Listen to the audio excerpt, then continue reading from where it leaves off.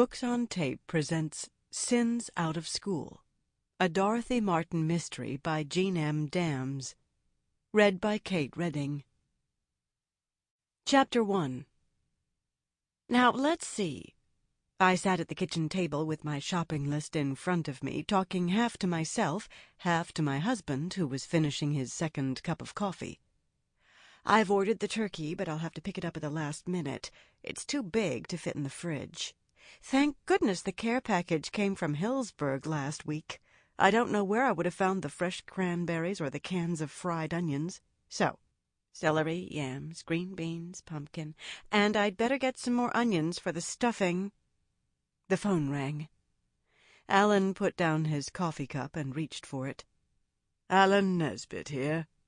I continued thinking out loud. Oh, and little boiling onions to cream. Alan handed the phone across the table. Sorry, love, but it sounds urgent. I made a face and put down my pen. Yes, I said curtly into the receiver. Dorothy, thank God you're there. Are you all right? I'm fine, I said. What else would I be, for heaven's sake? Who's speaking, please? Oh, sorry. It's Catherine Woodley, and I'm in a bit of a stew. Are you sure you're feeling well? Catherine, what is the matter? Of course I'm well. There's no of course about it, my dear. Half the town is down with the flu, and that's why I rang. One of my teachers simply failed to turn up this morning, and I've gone through the entire list of supply teachers. Do you suppose you could possibly fill in for an hour or two while I try to find someone? What? Now?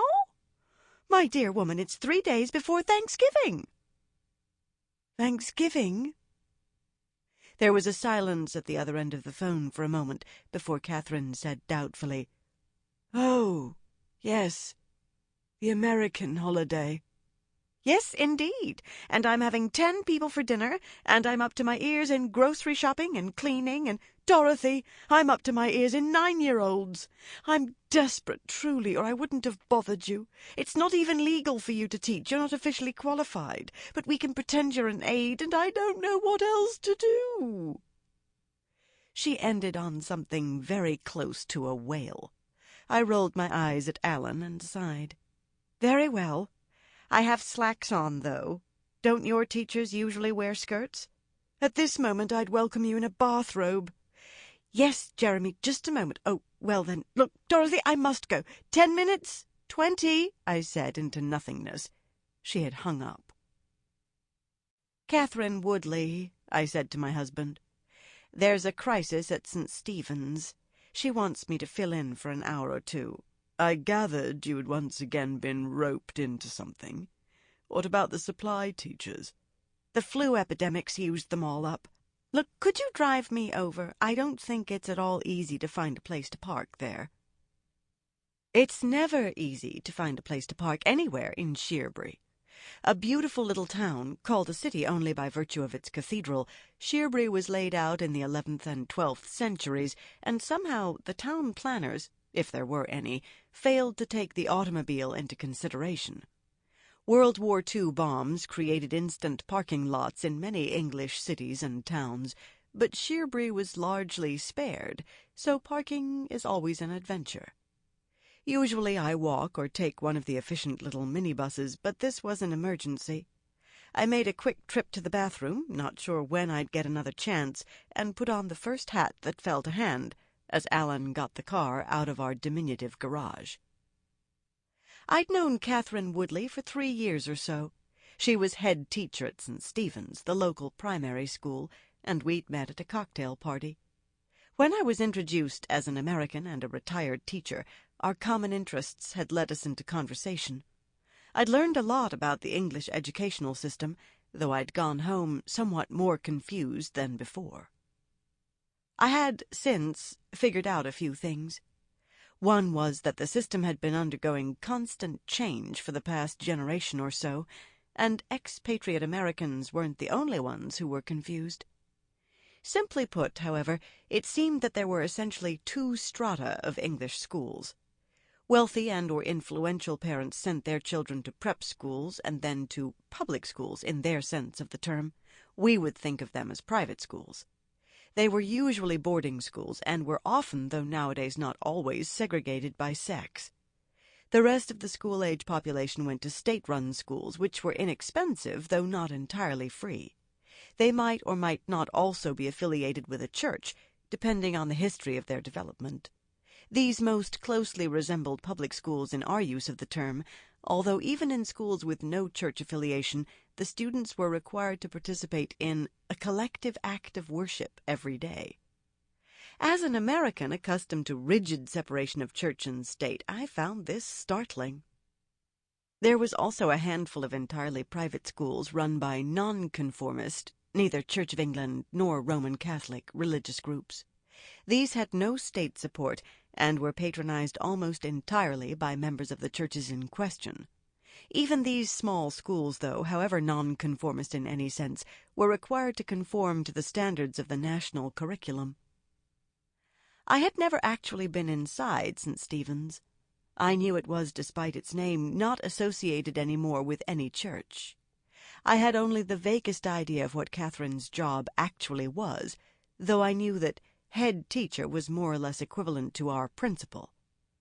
I was about to learn a great deal more about the system and how it worked, or didn't.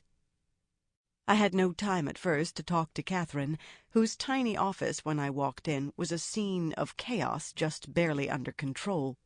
The phone was ringing, 2 children stood in front of the desk looking scared, and a woman waited impatiently in one corner while a man stood arguing with Catherine. She detached herself, greeted me with a harried smile, and said, "My dear, you are a life-saver. I'll come along in a bit and see how you're getting on, but just now, well, you can see, can't you?" "Bravati," she said, snaring a little passing girl, "can you show Mrs. Martin to Mrs. Doyle's room, please, and take her coat and hat and hang them up, thank you, dear?" She had turned to deal with the next crisis before I had time to decide whether the thanks were directed to me or the child. Ravati escorted me to the classroom, flashed a shy, bright smile, and disappeared around a corner, leaving me to my fate. The room was about half the size of my last classroom in America. True, there were fewer children, only about 20, but the room was still crowded. There were no desks, only a few scarred work tables and chairs scattered about. The dim light fixtures suspended from the ceiling did little to disperse the gloom of a late November day, and the skimpy windows didn't help either. There was only one small chalkboard chipped at the corners, and no bulletin boards at all. Children's work was taped to the walls. A bookcase built of bricks and planks held a collection of well-worn books and one world globe. At my entrance, the children, who had been behaving about as one would expect with no teacher present, became quiet and sat down on the floor. They left little space, but I took a deep breath and threaded between them to the front of the room. "Good morning." There were a few giggles at my accent, but the responsive "good morning" was polite enough. "My name is Mrs. Martin, and I am, as you can tell, American. Mrs. Doyle is ill today, and since there are no proper teachers to take her place, you'll have to make do with me. I'm a retired teacher, though, so we should get along all right." More discreet giggles, which I ignored. "Now, who can tell me what you do first thing in the morning?" A sea of hands. I pointed to a little blond boy in front. "Please, miss. Mrs. Doyle calls the roll." "Good. What's your name?" "Peter Harris, miss." "Fine, Peter. Come up here and see if you can find Mrs. Doyle's list of pupils." I didn't know if it was called a class roster or a roll book or what, and I had no intention of calling down further amusement by my ignorance. "And while he's doing that, will you," I pointed to a girl who looked reasonably bright and responsible, "find some paper and pencils, or markers would be better if you have them, for everyone to make a tag with your first name on it. That will make things much easier for me. Print, please, and nice big letters so I can read them." The classroom might be small and shabby, and the supplies pitiful, but children everywhere are much the same. Though it had been a number of years since I'd taught, we settled easily into a routine. The small class made... Sample complete. Ready to continue?